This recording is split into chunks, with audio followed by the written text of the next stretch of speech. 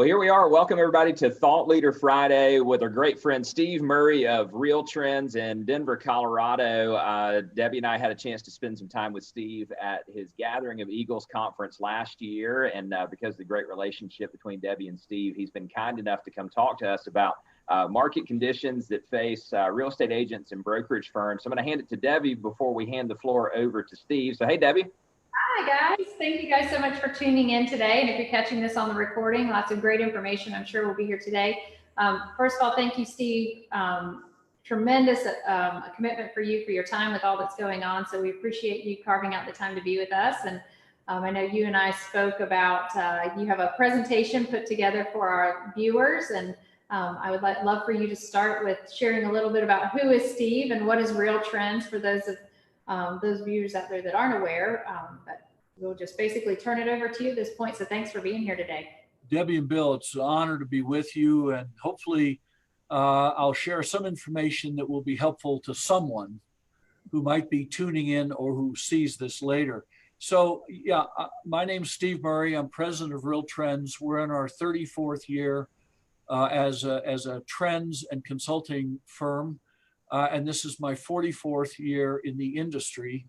Real Trends does a lot of research and publishing. You can go to realtrends.com. Virtually all of our content is free. Our monthly trends newsletter, our daily blogs, our podcasts, a video series called Lessons Learned of the last month or two seems to have been popular. We also hold CEO forums around the country. We have 8 different CEO forums that we work with on an ongoing basis. And we have a national conference, which Debbie and Bill were kind enough to come to last year, the Gathering of Eagles, which is for industry leaders.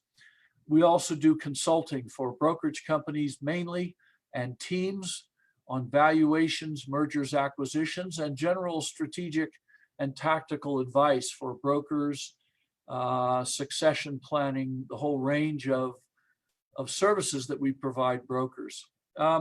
So that's enough about that. We've had 3,500 or more client assignments in the last 34 years, and it's been an incredible ride and a real privilege to serve people in this industry because by and large, real estate professionals, whether they're brokers or agents or teams, are just a wonderful, smart, hardworking, love life type people.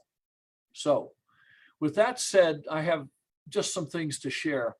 And it's basically in 3 sections. One, to share some research about housing consumers and their views about the use of real estate professionals to bust some myths, as it were.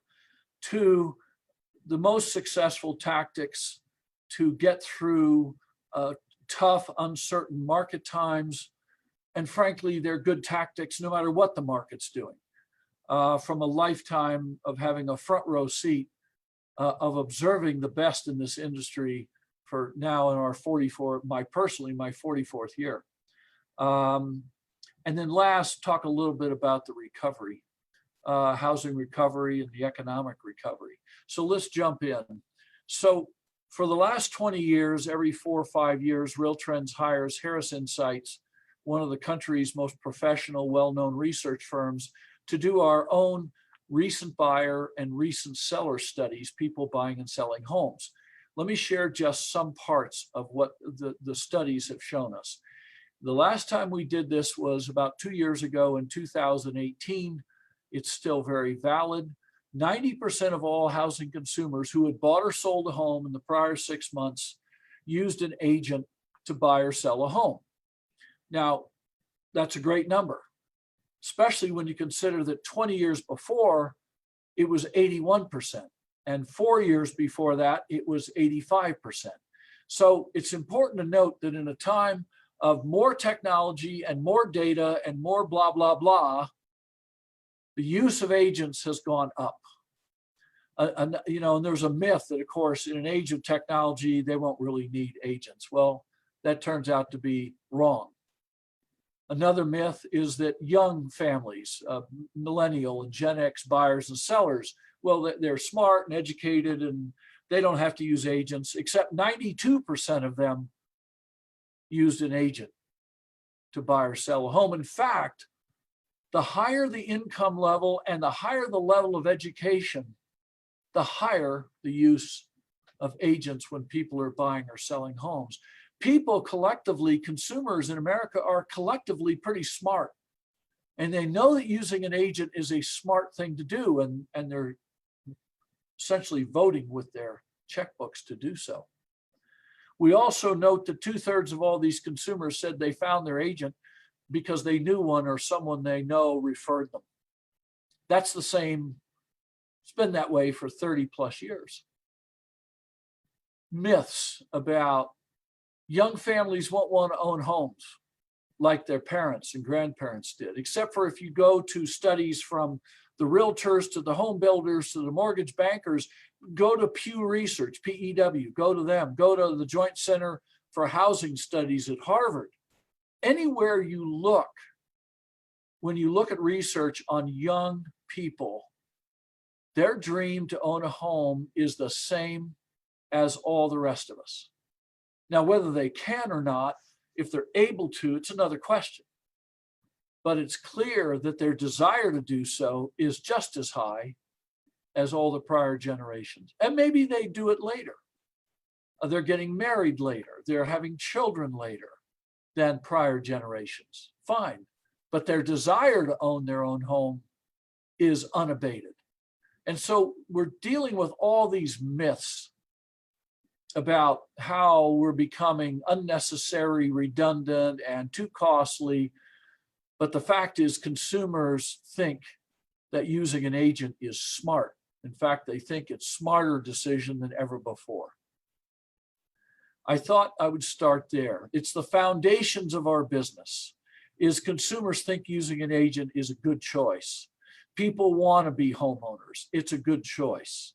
People think that having a relationship with agent is a good choice. Just a few last things from that study.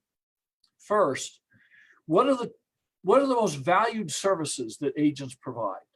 Well, number one, in every study we've done, was negotiating the terms and the prices of the purchase or sale of a home. Negotiating the deal was number one. Actually, and number three, funny enough, was navigating the process. Those are two very human skill sets, helping people navigate the process and helping people negotiate a transaction. Very human skill sets. A different question we ask consumers is, what is most important to you about working with an agent? Every single study we've done going back till 2000 said trust. Every single, and far and away it was trust, is the most important thing that goes on in working with an agent. They want to be able to trust their agent. So keep that in mind if you're a really good agent or you aspire to be a good agent. The most important thing to most consumers is that they develop a trusting relationship with you. And everyone that's maybe listening to this, we all know those providers of goods and services that we trust and don't trust, and we know why we got there. We know what it was about that relationship that caused there to be trust or not to be trust. So keep that in mind, those three things: negotiations, navigation of the process, and building a trusting relationship are the most important. Okay, let's talk about tactics. How do I build a successful practice, either get one going or build it stronger and better, whether the market's down or not, although this is a great time to relearn the basic habits of the most successful people in this industry. These are just two things. Number one, get close and closer to your clients and customers. Now, if you're a broker owner, get closer to your agents and staff. And this is proved both anecdotally and through research. Getting closer to people is the most important thing you can do right now. And while I am all in favor of email and social media and texting, maybe not social media, although it's an effective tool to reach people, certainly. The oldest form of technology is called the telephone.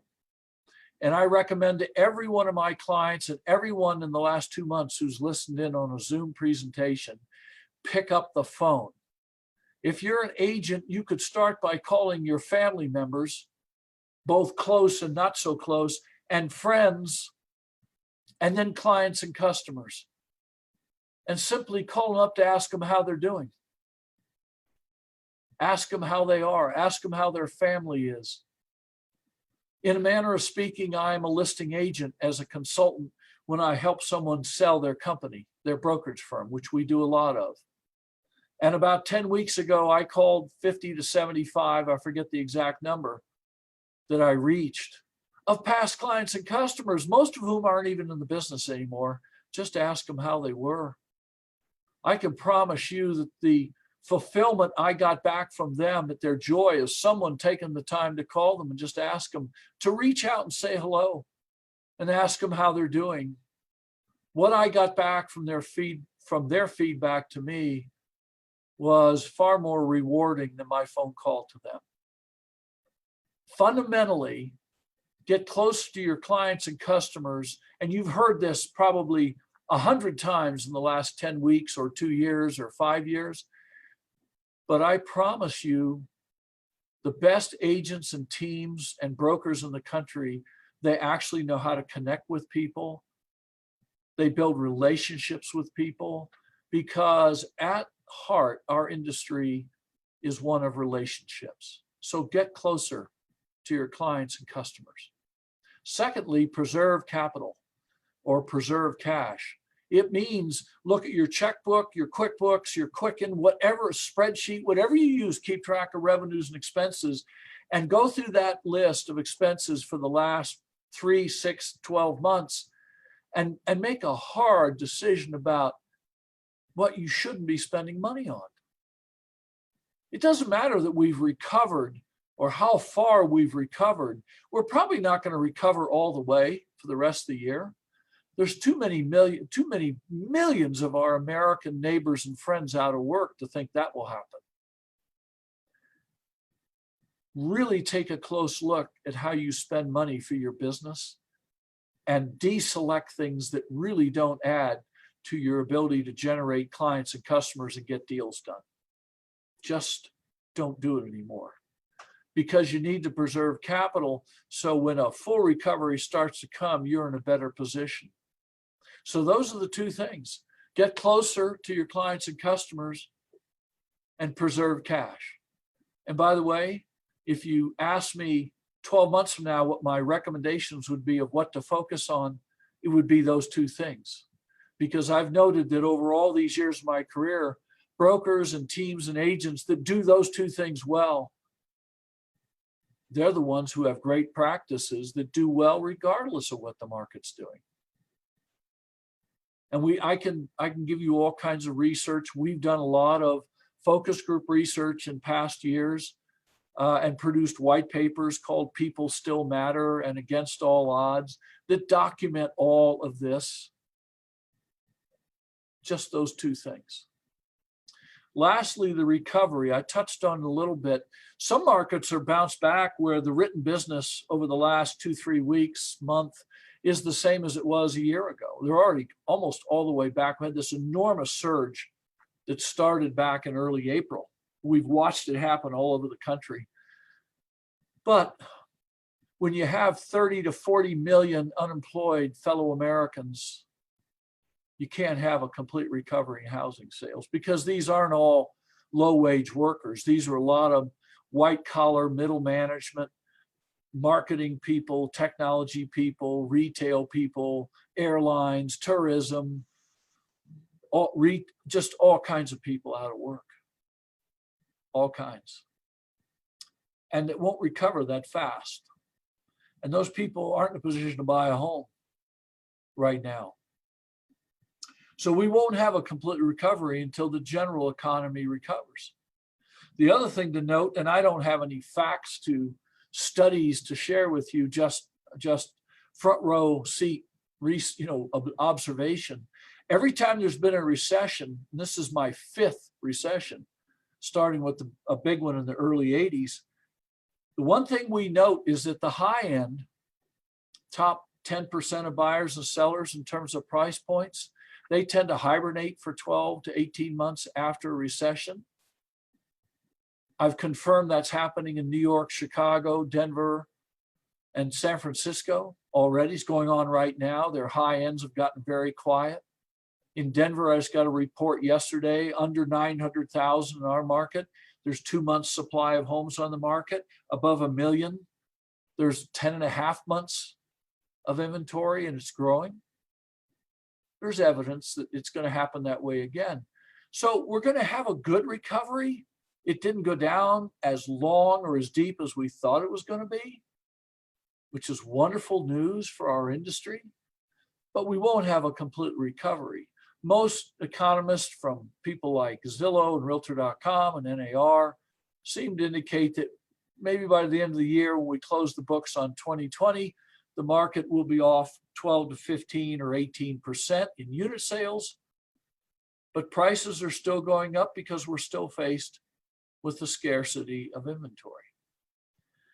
A cross current to all this is evidence is growing that people are getting out of large urban core cities and trying to get out to the suburbs or even beyond to exurbs.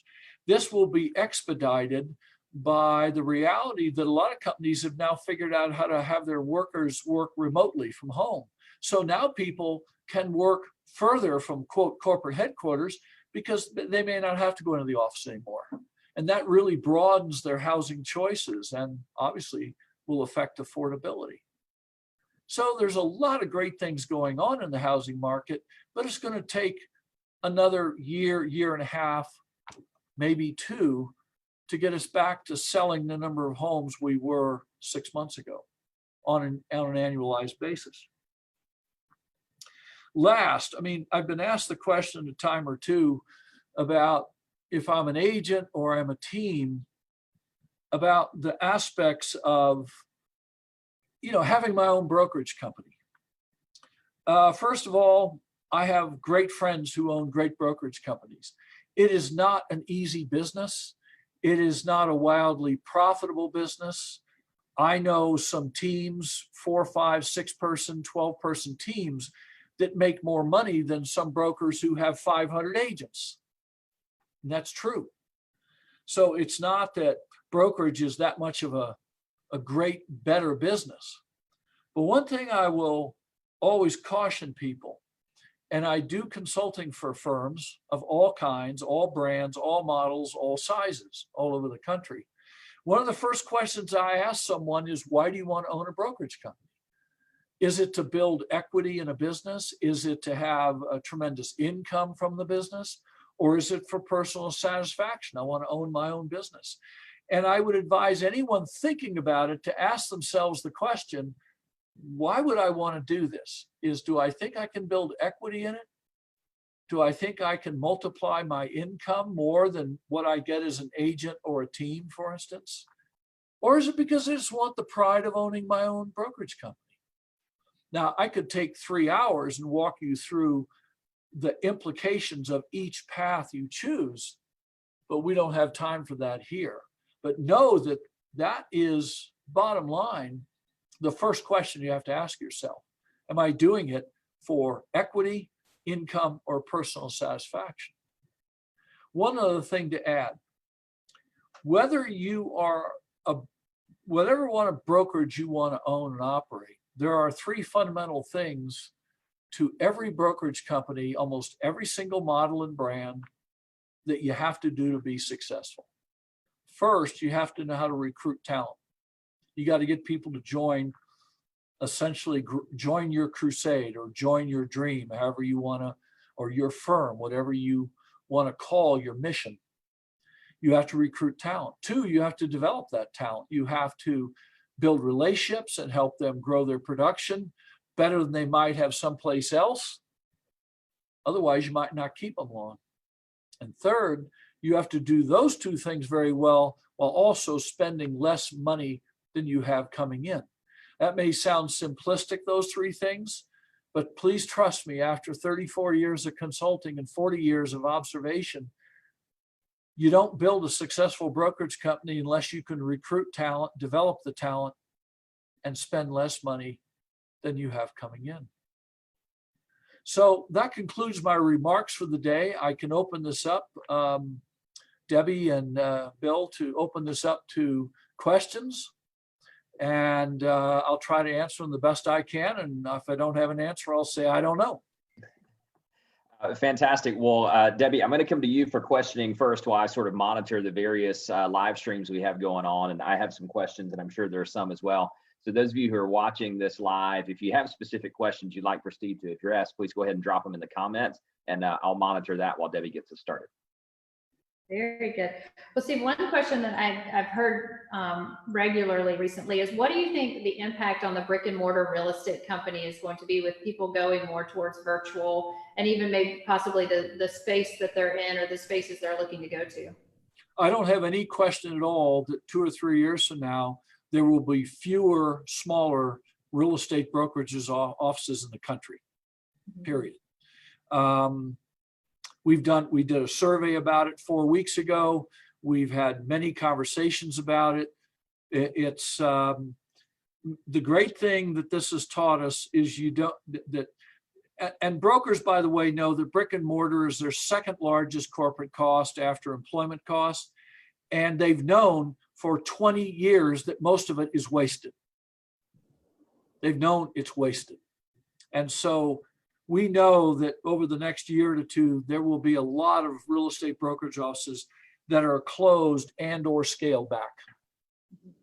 Yeah. Do you see that as closed, or do you see that as mergers and acquisitions? I think both, but I think even good brokers who I've got 3 clients. We've closed a third of the offices already, and we're not going to reopen them. They're gone. Yeah, and we didn't lose anybody. Yeah. So keeping the brokerages, just downsizing the amount of space and locations that they have available. Yeah, a typical brokerage, an average brokerage of, say, having 50 agents or more in this country spends between 20 and 25% of their corporate revenue on occupancy cost. Wow. It's absurd. Yeah. And by the way, then you have related employment costs of receptionists, administrators, and managers for the office that goes along with it. And I'm not saying that they'll totally go away. And by the way, there are a lot of brokers that their office culture is powerful and strong, and agents love going in, and it's a great environment. And they'll be careful. They're not going to just blow those up. But there's a lot of brokers who have a lot of offices that does not exist, and they just done. Yeah. Well, and also being at an all-time high for the most part with number of licensed realtors versus where we were when we saw that dip back in 2009 through about 2011. Yep. You anticipate seeing that same drop with the markets bouncing back, or do you anticipate that number to continue to grow?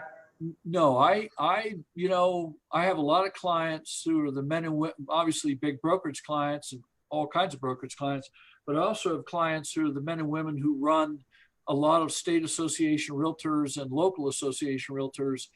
And we have Zoom calls. We've had dozens of them the last 2.5 months. Nobody really thinks this will be a huge dip. Mm-hmm. Maybe it's 2 or 3 percentage points drop in realtor membership. Because the other thing we know is a lot of people, when they get laid off from their jobs, one of the things they do is they go get their real estate license. Yep. Because all you professionals listening in, you make it look so easy that everybody thinks they can just come in and like hang out and talk to their friends and they'll get a lot of business done. And, we know better inside the industry, but to the outside world, it looks, simple. Well, it's not. How's that?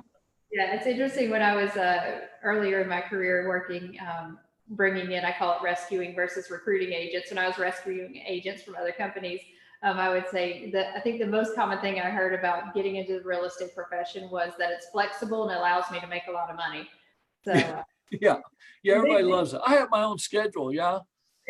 So that means you can be flexible with the 60 hours you're going to spend every week trying to build a practice. That's right. We've done a lot of research with agents and teams, And that's the funniest thing. They go, yeah, I mean, you do this and do this and do this, and then you work 60 to 70 hours a week and it'll all be fine. Yeah. What do you think about the commercial industry? I'm glad I sold the office building I'm sitting in. Amen. Yeah. I mean, and retail malls. I mean, I'll tell you, there's going to be real problems in the commercial market. And I've been reading a lot of articles about it. I mean, they've done the same thing to commercial mortgages they did 15 years ago in the residential. They got them sliced and diced into collateralized mortgage obligations and all kinds of games going on back there. And they're going to have a heck of a time because the bonds backing those commercial mortgages are trading at 52 cents on the dollar now. I mean, that's your biggest indication. They know there's going to be a problem. Mm-hmm. Some bond funds are, yeah. So, and I have friends who work for some major urban brokerages, New York City, Chicago, San Francisco. I mean, really? How many? Like one client, their main offices are on the 30th floor. They have to get to their floor. They wait in an elevator line 40 minutes because the elevator can only take 2 or 3 people at a time. And that's not going to go away like in 4 months. Mm-hmm. It may be a year and a half, 2 years for people to feel comfortable about being in an elevator with a bunch of people. Right. So there's a lot of implications for what's happened that we can look in the aggregate, but we don't know how it's all going to turn out. I really don't. Yeah. So if you're a commercial owner, maybe go ahead and get that property on the market, just like if you're a seller and want to sell high. It may be too late. Yeah. Maybe too late. It's, I mean, this is just a 2-story. You can climb stairs here. Right. But even now there's, this is only 12,000 square feet there. I haven't seen a third of the tenants in 3 months in here. Yeah. They're gone. And I don't know how many are going to come back. Right. Just let the lease run out and just bag it. Yeah. Well, before I turn it to you, Bill, I just want to give kudos to social media. I know not your favorite friend. At the same time, it enabled me to connect with you, and I'll keep the telephone number private, but I'm appreciative of the opportunity. And for those of you who are taking in a lot of this information, just wanted to reiterate the realtrends.com website. Great publications in that, to the publications tab, great information. I subscribe to the monthly newsletter and have seen your video series and all of the things that go along with that, but also on LinkedIn. You have a great presence on LinkedIn. Thank you. Information being publicized out to people. So follow him on LinkedIn also. All right, Bill, more questions. Oh, perfect. So a couple of interconnected questions, Steve, from our thread here. So I'll ask them both back to back, and you can sort of address it however you'd like to. First question from Zach. Thank you, Zach. How would you advise a small or medium-sized brokerage link up with a national brand, or would you? And then connected to that, do you think there's value in being with a national franchise? So this is an agent team question. Do you think there's value in being with a national franchise, and does today's buyer or seller care about those things? So there is value in some of the brands. There clearly is. When we did a study, I think I may have mentioned it. We did a study of 400 top teams were in our study group. It's been about 1.5 years ago, maybe 2 years now. And we asked top teams around the US, what did a brokerage do that was valuable for them? And it was interesting. The number one thing was legal and regulatory guidance. Number two was a good local, a well-known local or national brand was very important to them. Now, one of the backdrops of that is right now I'm working to do the final proofing on 14,000 plus submissions to our annual team and agent rankings that we do at Real Trends with the Wall Street Journal. We have a surprise new announcement coming up in a week or so about another big publication is going to be sponsoring this.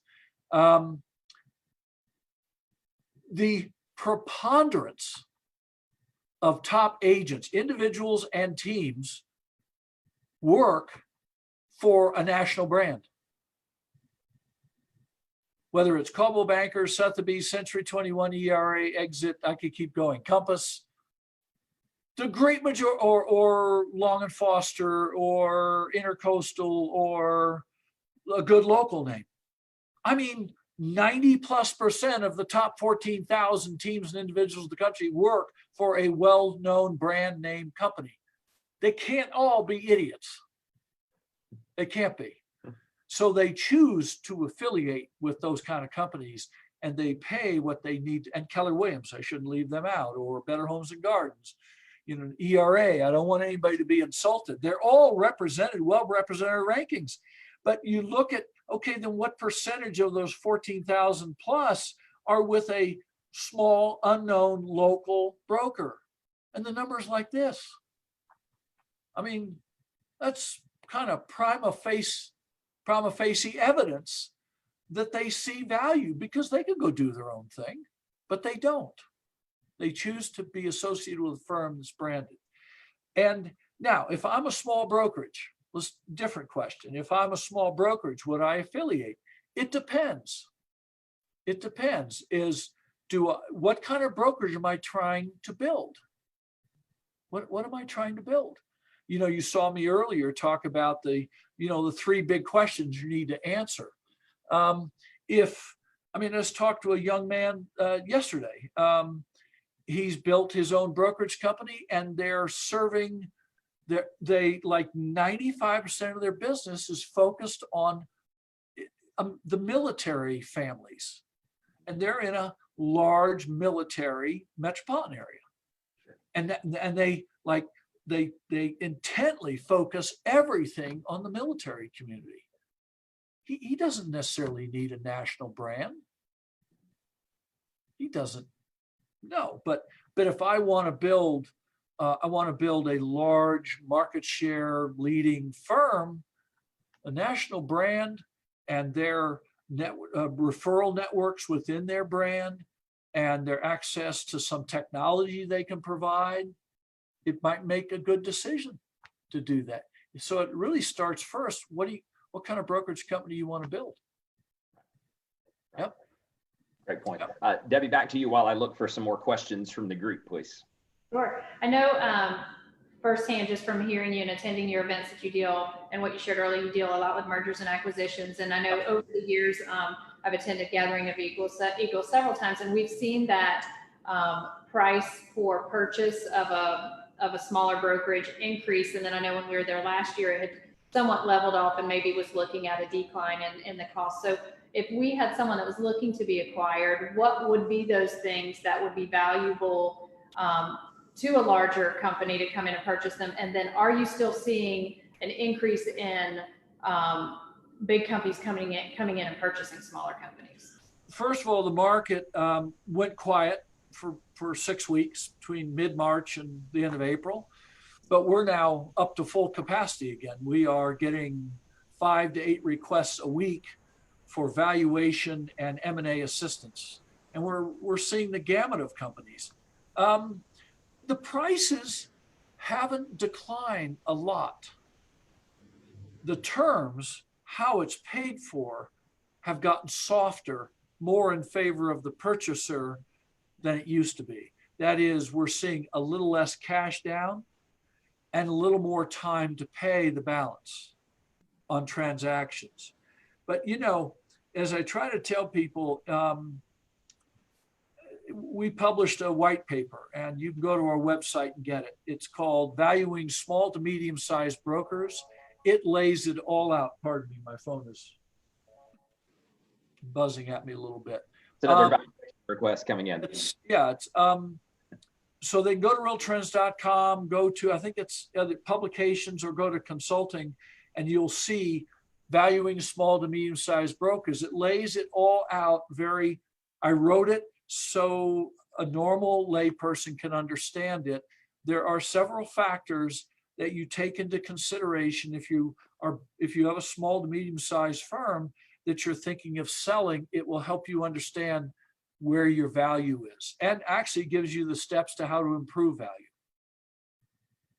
But there's a lot of large firms that are interested in combining smaller firms.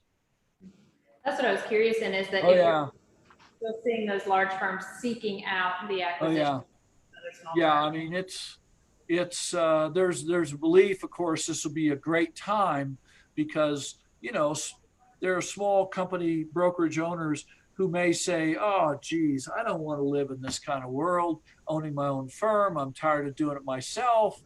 We have a lot of small brokerages. I mean, a lot, thousands. And hopefully I'm not insulting anybody who's listening to this or hears this, but there's far too many small brokerage companies, and they have 10 to 30 to 40 agents, but they're still listing and selling to make a living.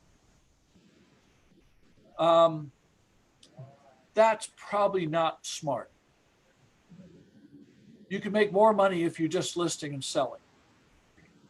But if you want to make money in the brokerage, you got to stop listing and selling and start using that time to actually build your brokerage. And we have a lot of clients we're helping through make the decision. Either you want to transition to be a business operator, or you really ought to not have your brokerage. Yeah, you can definitely build a team cheaper, grow a team cheaper and work your way out of a team than you can. Right. Yeah. Right. I have one more question, Bill, if you don't mind. Yeah, go for it. When you think of the real estate market, we'll call it 3 years from now, you hear a lot about simplifying the process and that sort of thing. What are some key things or best practices that some of the agents could start to incorporate today to make themselves more simplified tomorrow? Or what are you seeing as what will be 3 years down the road? I think, look, one of the things this has all taught us is that we can use technologies to stay connected and do our business without having to do it in person, without having to go to an office. So the first thing you have to say is 3 years from now, for anybody listening who's still using paper forms, stop it. Okay? Stop it. It's like that old Bob Newhart. Did you ever see that Bob Newhart when he was a psychologist called Stop It? Funny as go get out. Stop it. Yeah. That's it. Yeah. Stop it.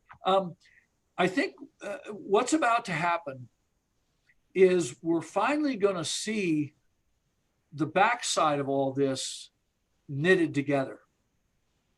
Transaction management, title, escrow, mortgage. And I saw, I was on, at a Zoom meeting yesterday with one of the largest, best real estate software companies in the U.S. And I look at how this is all now starting to be knit together. You're going to have to know how those networks, how they work. You don't have to actually do anything. You just have to know how they, how to tell your mortgage loan officer they got to plug into the network if they're not already plugged in. And if you have a favorite property casualty insurer, how do you plug them in? How do you do that?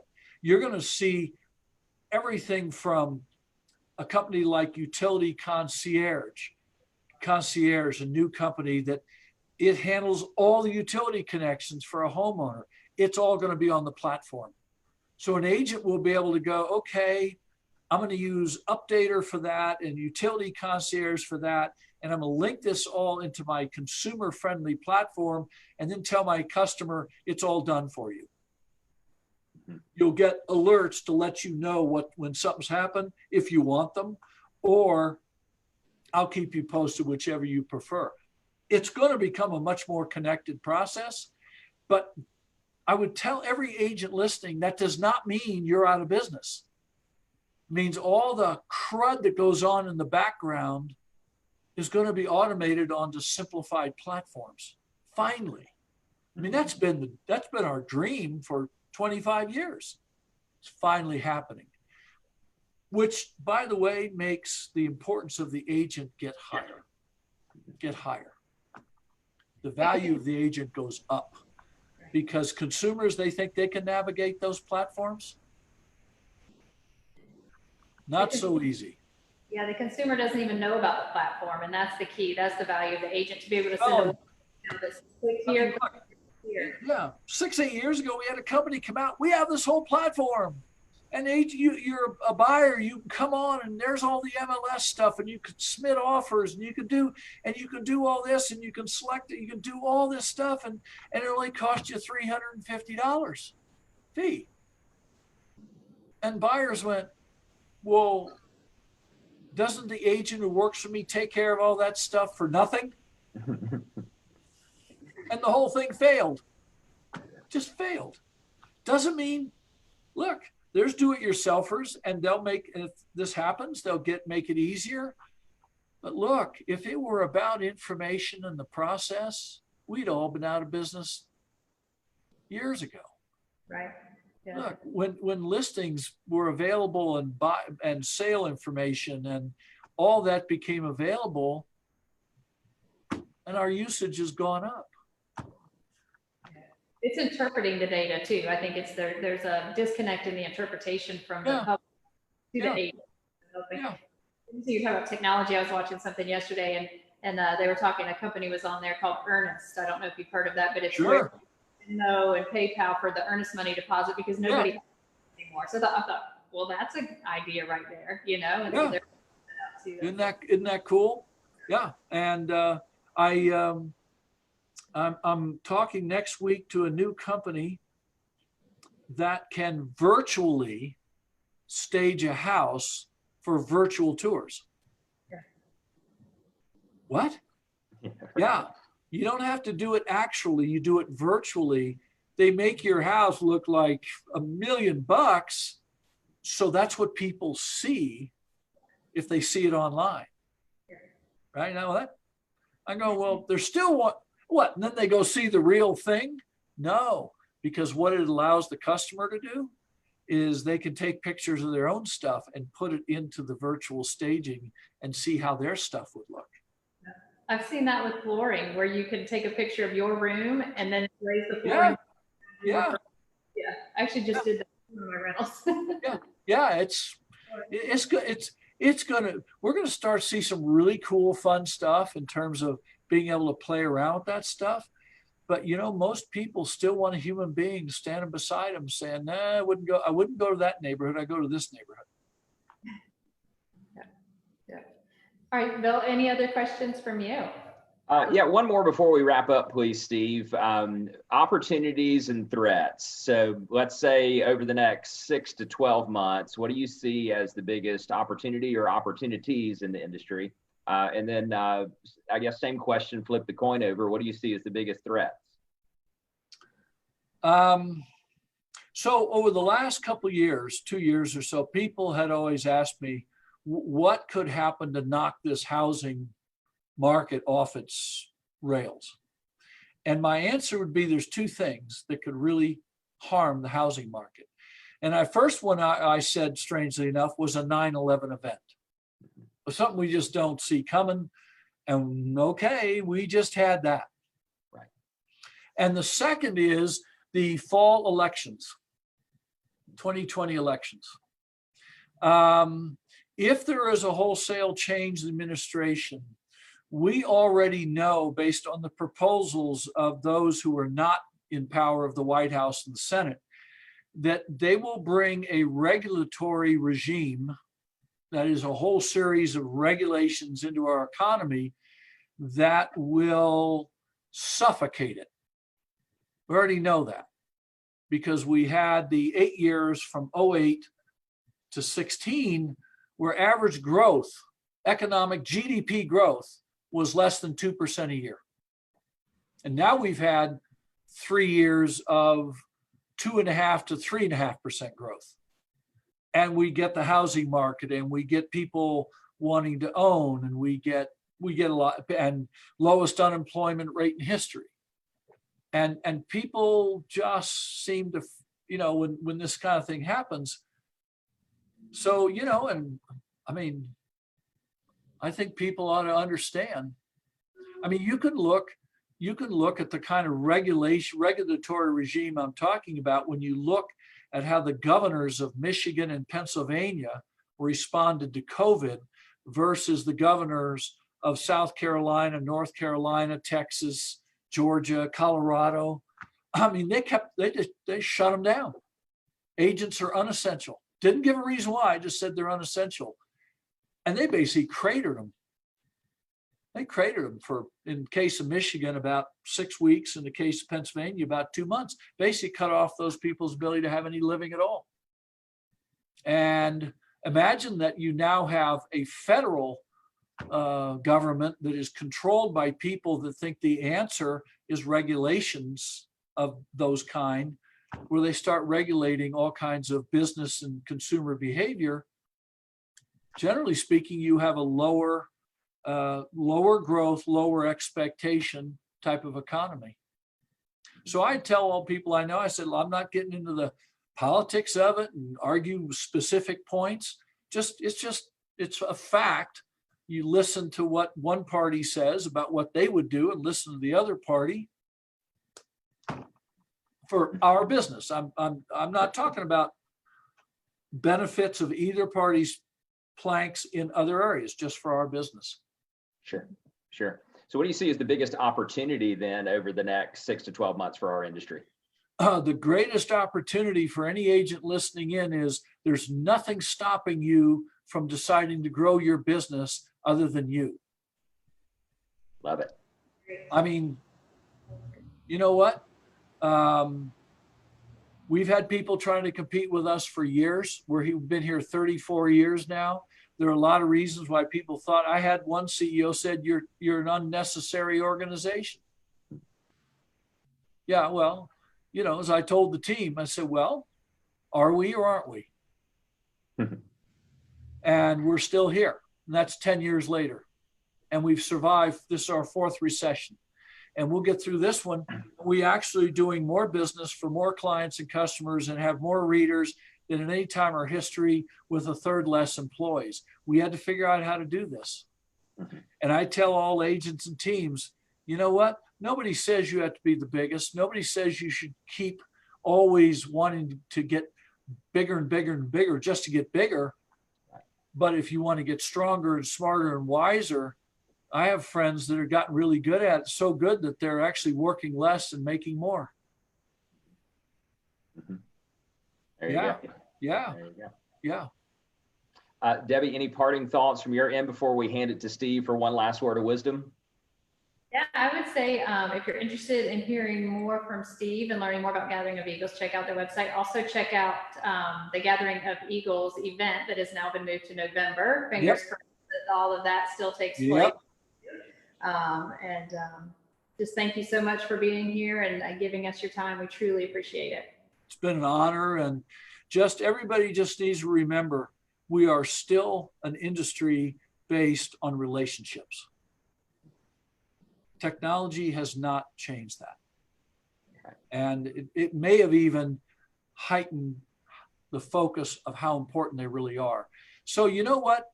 Remember that there's people in trouble out there emotionally, financially, and this is a great opportunity to reach out to the people you know and express your care and concern from them. And don't be surprised if you're the first person that actually called somebody. Right. So with that, thank you for having me both. I hope this was helpful. Thank you, Steve. Appreciate your time. Great having you. Thanks, everybody.